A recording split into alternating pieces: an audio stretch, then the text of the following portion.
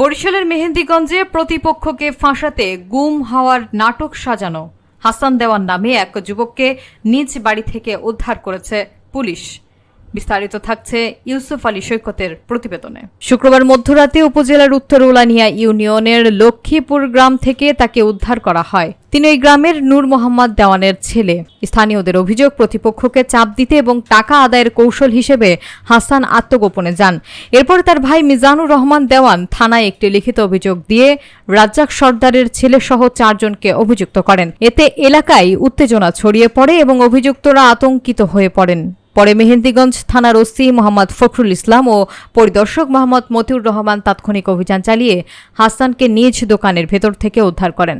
দোকানটি বাইরে থেকে তালাবদ্ধ ছিল, যাতে মনে হয় তিনি নিখোঁজ। পুলিশ জানায়, হাসানকে অপহরণ করা হয়নি, তিনি নিজেই গুমের নাটক সাজান। উদ্ধার করে তাকে তার স্ত্রী এবং মামা শ্বশুরের জিম্মায় দেওয়া হয়েছে। ওসি জানান, মিথ্যা তথ্য দিয়ে পুলিশকে বিভ্রান্ত করায় অভিযোগকারীদের বিরুদ্ধে আইনি ব্যবস্থা নেওয়া হবে। এ বিষয়ে হাসানের ভাই মিজানুরের বক্তব্য পাওয়া যায়নি। কেয়ার মাধ্যমে রেডি করাইছে হাসান, আর গুজবটা উঠেছে মাসুমে। 5টার দিকে উঠেছে, মাসুমে কইতাছে এই দেশে হাসানেরা পাই না। ওই জানলো কেমবে, আর মানুষের তালাশ পর্ব 10টার পর আমরা মানুষ পাই না। আমরা এটা সুস্থ তদন্ত চাই। তাদের যাদের নামে অভিযোগ করছে এগুলো আমার কোনো সত্যতা নাই।